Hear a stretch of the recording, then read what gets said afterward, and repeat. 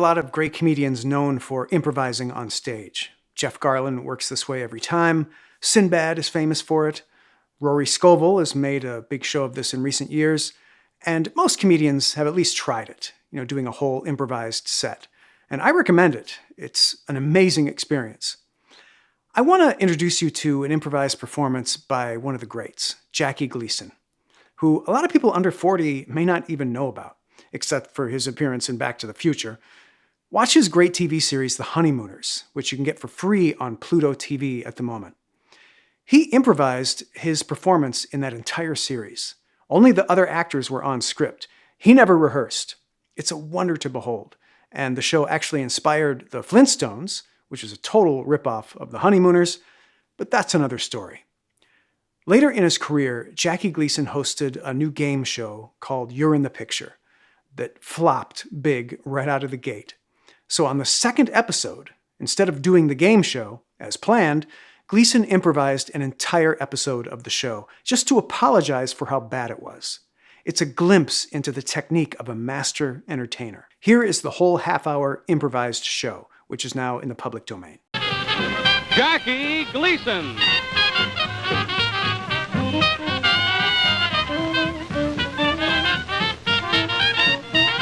In what will probably prove to be a very unusual program. And now, ladies and gentlemen, Mr. Jackie Gleason.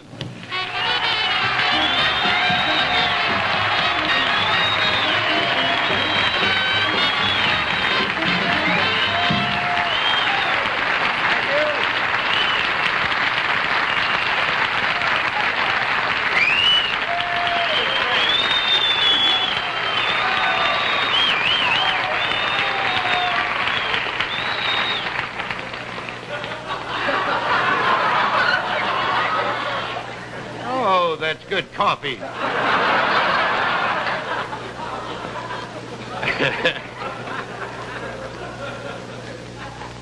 Ladies and gentlemen, I think you'll notice that there is no panel tonight. As a matter of fact, there's nothing here except the orchestra and myself. I'd like to modify that. There is one other thing. We have a creed tonight. And the creed is honesty is the best policy. Now, this program could be the most fascinating you'll ever watch. I know this, that it's the first of its kind. And could very easily be the last.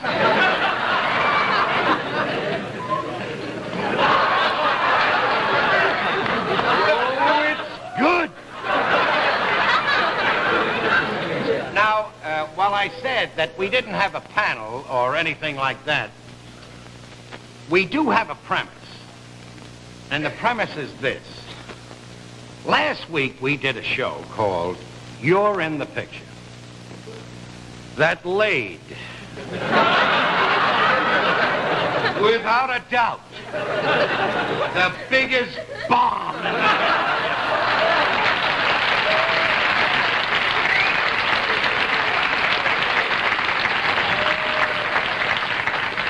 I'm telling you, friends, that I've seen bombs in my day. This would make the H-bomb look like a 2-inch salute. In our neighborhood, we'd call the atom bomb a scissor. This was, And to show you the element, what luck plays, the element of luck in success. Now, I wasn't supposed to be here last week. I was going out of town. I was going to play some golf, and I was going to watch Palmer make that 12 he got, on that hole. And somebody said to me, how would you like to do a show? And they told me about this thing, and I stayed around to do it. Now, I didn't have to be here. I could have been somewhere having a nice cruise on a Portuguese ship or something.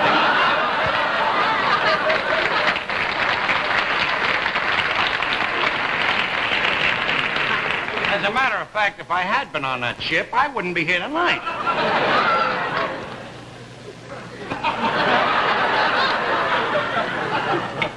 Ooh. As is a new coffee called Chock full of booze.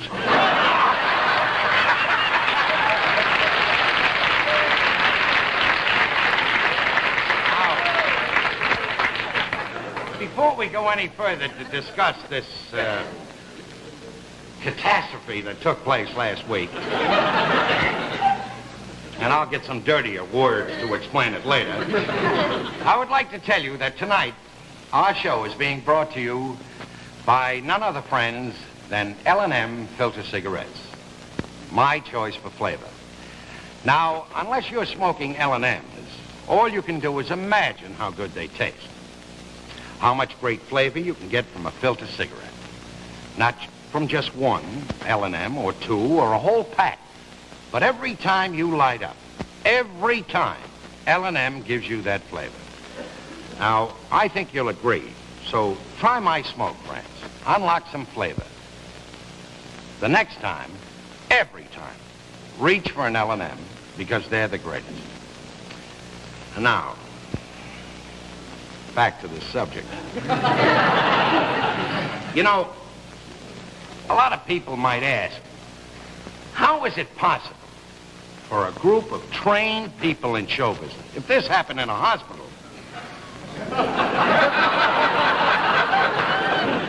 you know, if some doctors botched up a thing like this is the end, they carry him out, that's all, Charlie. Well, here we are, all trained people in show business. And the best that you can get. This is, no kidding. These are the finest people. And I imagine that in the group we had, there were about a group of 20, they had combined experience of about 300 years. Imagine this. And they put this show on, you're in the picture. Well, now I gotta tell you why a thing like that happened. Whoa, that's good coffee. I mean, that's a good cigarette. Now, let me explain this to you. The facts of show business are this. Show business is a very strange and intangible endeavor. Now, for instance, put yourself in the place of a bank president. Now, suppose a guy walked into you and you were the president of a bank, and he said to you, I want to borrow $1 million because I'm going to put on a picture with no stars in it. He said, and the plot of the picture is this. An ugly butcher up in the Bronx can't get a date, and it's going to win the Academy Award. Well, immediately, you know, you step on the emergency bell, and you hermetically seal the whole bank, and in 30 seconds, Bellevue was there with the straitjackets akimbo, you know. But oddly enough, there was a guy who did borrow some money from a bank, who did put on a picture without any stars in it, and it was about an ugly butcher in the Bronx who couldn't find a date, and the name of the picture was Marty. Now, up to now, it's made about $8 million. So how can you tell, you know? Now, that's a stupid plot that you walk in with. But let's look at the other end of the rope. A couple of years ago, about 10 years ago, there was a show. A guy had an idea for a show. He said, here's what we're going to do. He says, we're going to put on a show called Keep Off the Grass. It'll be about Central Park. He said, and we'll get a historian that knows all the funny things that happen in Central Park. And you know, friends, that there's been some funny... He says, we'll get two geniuses to write the music, and they did. They got Jimmy McHugh and Howard Dietz. They said, we'll get the master choreographer of all times, Balanchine. He'll put on the dances. They said, then we'll get stars. We'll get Jimmy Durante, Jane Froman, Ray Bolger, and Ilka Chase. And they did. And they put this show on. I was in it, friends. It closed so fast, I got caught in the doors. So that's the intangible. Yeah, that isn't the worst flop. I was in worse than that. You know. I was in a little legitimate show in summer stock. This thing was so bad that opening night it closed during intermission. This is how bad this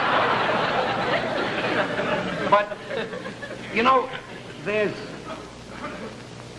Now, for instance, when they came to me with this idea, you're in the picture, I got to take the blame for this because a guy walked in and he demonstrated. I was sitting with my agent, you know, and a couple of the people that belong to the agency that I'm employed by or guided by. Who's dirty, Ron? No.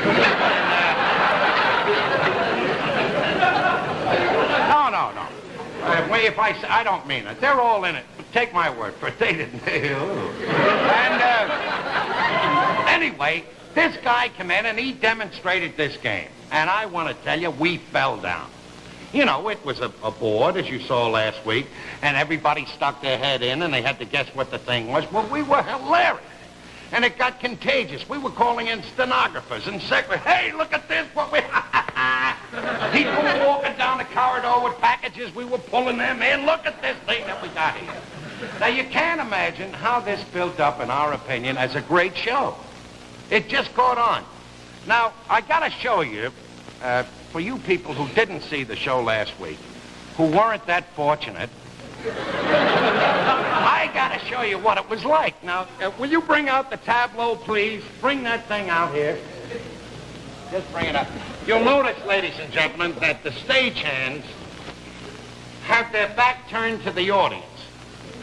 Now, this is understandable. They don't want to be identified with this thing. They have wives and children and are respected members of their community, and they don't want to have it. But this is it. Now, if you looked at that, wouldn't you say that was funny? Well, maybe it's unfair to show you this. You see, somebody has to stick their... Let me show you, when you put your head through the hole, how funny it is. Watch this. Up back here. Just pull it down. There you are. Look at that there. Take it off, fellas. Well, that's what I mean, you know. Maybe it was because they had the cook over at General Artists Corporation stick her head in there or something. I don't... But it was very funny when we were watching it. Now, you would think that an audience who watches a show for a half hour would walk out of the theater memorizing the highlights of the show. They didn't even walk out of here humming the scenery.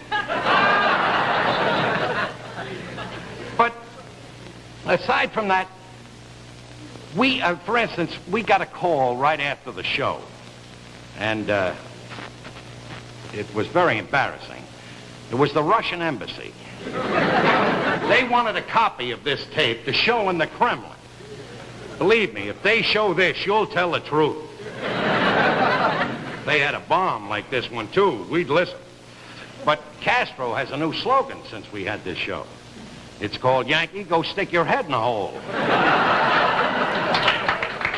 But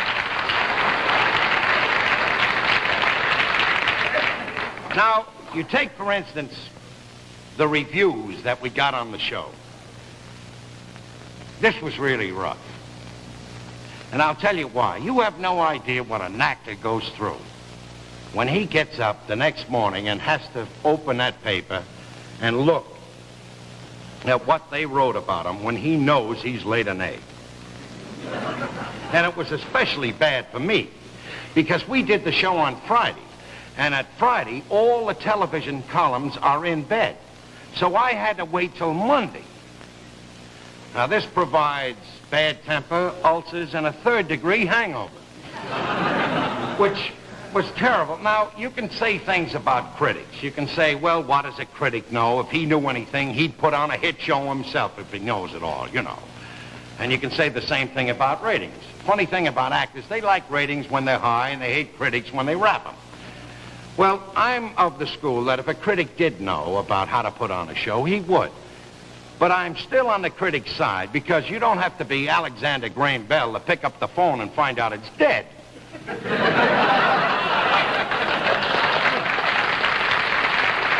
So, before I read you the reviews, I'd like to tell you another thing an actor does. He tries to find out who's to blame for this. He's not. That's a cinch.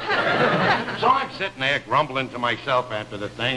Who's to blame for this? I tried to find out whether it was the guy that came up with the idea. It wasn't him, because I went along with him, calling in the girls and everything. Look at this. And it wasn't the producer, because I had a little hand in that, you know. I'm very sneaky. I get in everything.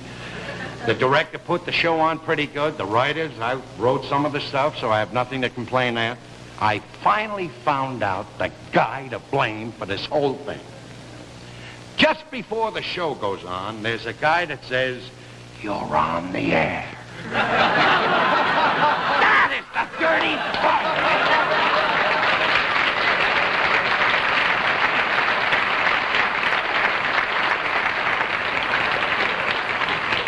Move over, Castro. No. Before we go any further, I'd like everybody to, I'll tell you more about this thing, but everybody stand back right now because we have some big news for you. L&M has found the secret, the flavor in a filter cigarette. If you know the missing word in the L&M jingle, you may be a winner in L&M's $169,000 sweepstakes. First prize worth $40,000. Includes $15,000 cash, a '61 Thunderbird hardtop, and this $20,000 Westinghouse Total Electric Vacation Home. Second prize, a bundle of money, $10,000 cold cash. 23rd prizes, each one a '61 Falcon two-door sedan. And 1,000 fourth prizes, famous Argus movie cameras.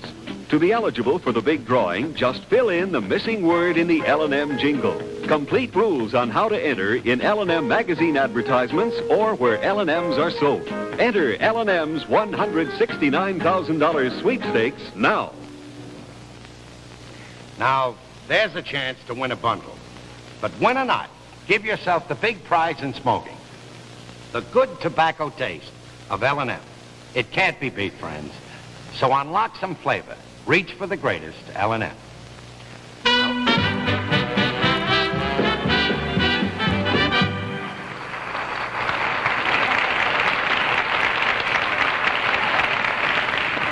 I didn't know about that extra pot you had there. I'll read you something later that said about the band, which is a riot.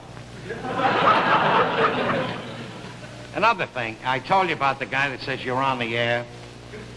Well, any of you people who have visited a television show know about the guy at the end of the show that goes like this to tell you, you know, that there's no time left and to get off. Last week, the guy used a real knife.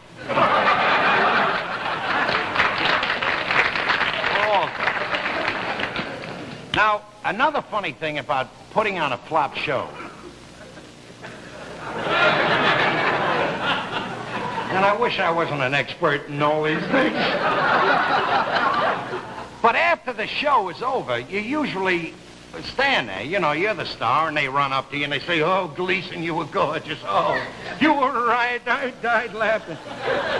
Last week, nothing. I'm standing there alone, like I had eczema from head to foot. It was beautiful. So after a little while of standing around and nobody saying anything, I started to ask some questions. So I walked up to one of the stagehands and I said, "Well, Charlie, how'd you like the show?" He said, "Boy, you look thin on the monitor." This is it, folks, when they say that. Another guy said to me, he said, "You know, the curtain didn't stick once like it did this afternoon."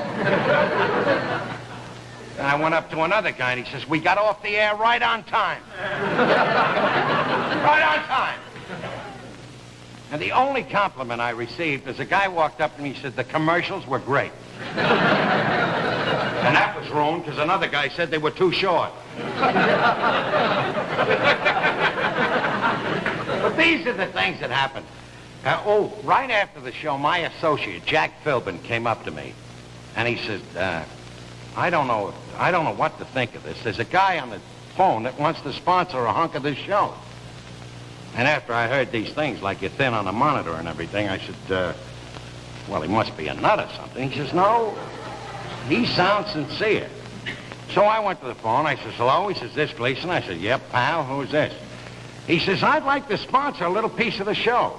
I said, well, what product do you manufacture? He says, Brand X.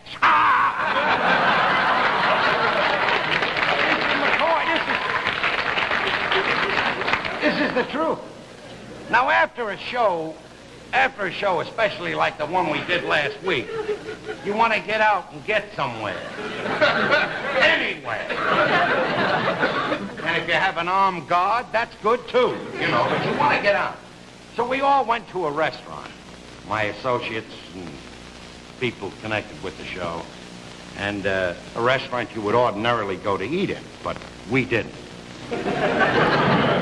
I ordered a roast double scotch, and somebody else a boiled vodka. And after we had about 30 or 50 of these real steaks, we began to think it over. And with the glow of the booze, the show got better, you know. One guy says, you gotta admit it was a cold night.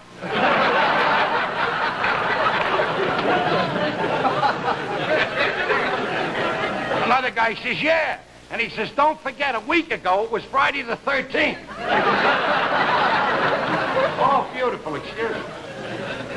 Then some guy said, look, he said, let's face it, we were following a tough show, the inaugural. That's on all day with the marching and everything. He said, you can't follow that. I said, you know, come to think of it, you're right. I said, they had a misfortune during the inaugural. I said, as Cardinal Cushing was making the invocation, the lectern started to smoke. Remember it went on fire? I said, that was their misfortune. I said, it should happen to us that we had a misfortune where everything burned up before we got it. And we could have also used a couple of Cardinal Cushing's prayers. But I knew that we were finished because when I went home to the hotel, I opened the window to look out and see if it was still snowing. And they had the nets up.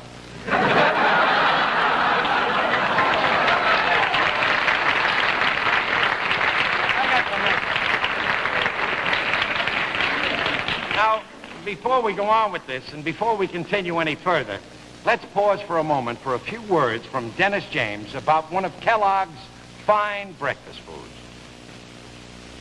Hi, this is Dennis James. I have here a delicious breakfast of particular interest to anybody watching his weight. Here we are, the new Special K breakfast planned by dietitians to give you the complete protein you need first thing in the morning, but only 240 calories. Now, this is the combination. Kellogg's Special K with skim milk makes a high-protein, low-calorie breakfast possible. See, an ounce of Special K with 4 ounces of skim milk supplies the kind of protein that keeps you going strong right up to lunchtime. A good start on your day's protein requirement, too. Now, here is the new Special K breakfast with the Special K and skim milk. You can have a teaspoon of sugar, a 4-ounce glass of orange or tomato juice or half a grapefruit, and either black coffee or tea. And there you have it. Delicious, quick, substantial breakfast with only 240 calories. So how about it? Why don't you give the new Special K breakfast a try, okay? Okay.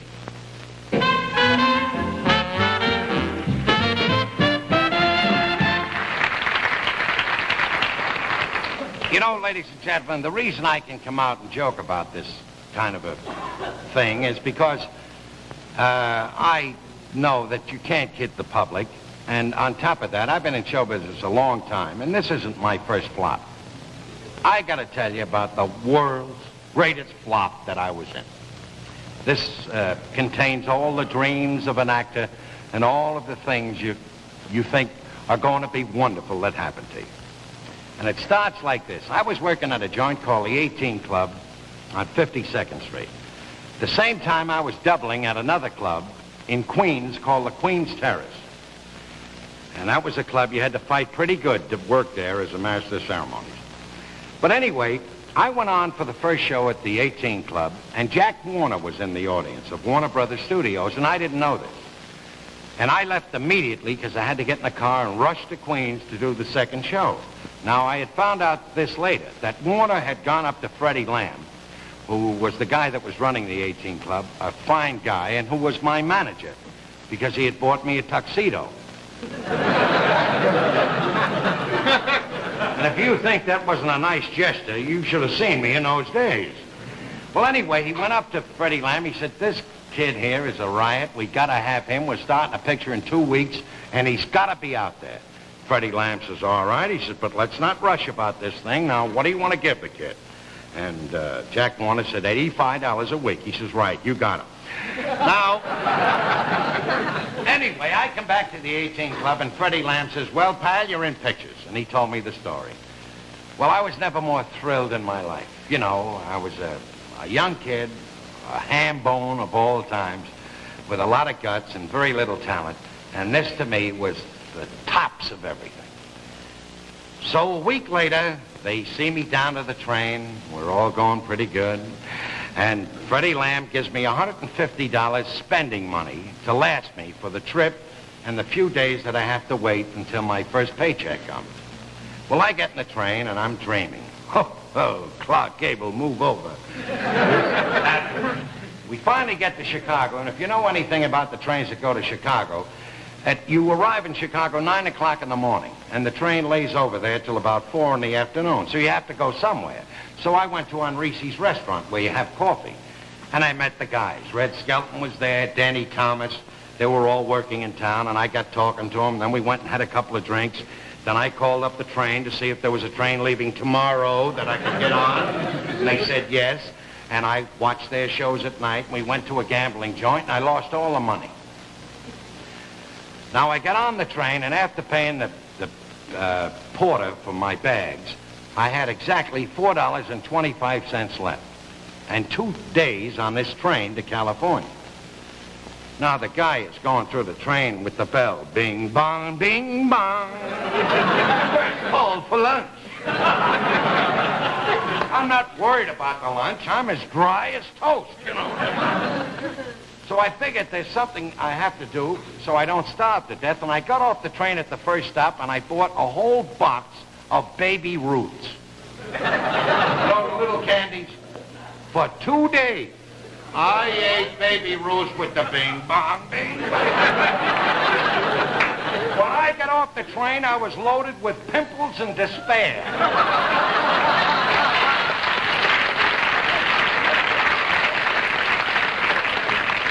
The guy that was at the train to meet me said to me, what studio do you want to go to? I said, the Brown Derby restaurant.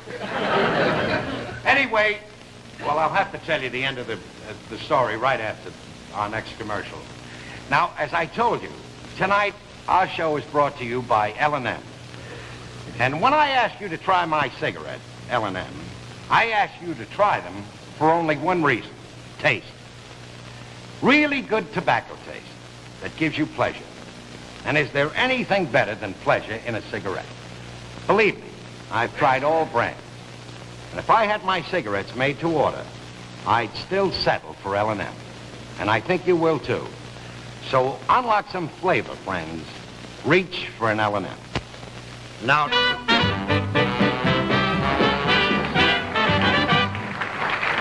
before finishing the story, could I have another cup of coffee, please? This is the finish. The Sole Survivor. We had 4 of these when we were going good last week. Anyway, I made the picture. It was called Navy Blues. And it was a pretty good picture. Jack Haley was in it, Jack Oakey, Martha Ray, Ann Sheridan, Jack Carson. They were all splendid. But I had the kind of a part like if there were a big group of sailors and they said, let's get on a boat, I'd say, yeah, let's get on a boat. And we all run on. Then if they said, let's get off the boat, I'd say, yeah, let's get off the boat. We'd all run off.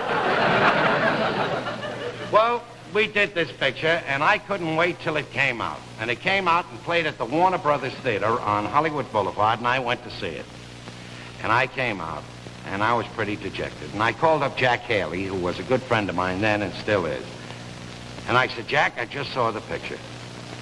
He says, well, how were you in it? I said, I looked like somebody watching the picture being made. Now, that's not such a funny story, but believe me, it really hurt here. But I have learned through just such...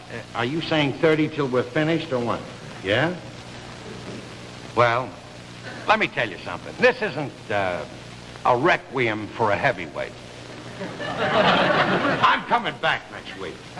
I don't know what we're gonna do, but take my word for it. Tune in on the next chapter, because this might be the greatest soapless opera you've ever seen. I'd like to close with this little poem. If I am in an easy chair with not a problem, not a care, should some dear faithful friend appear and tell me of a great idea, a TV show that seems a beaut, I'll smack him right in the snoot.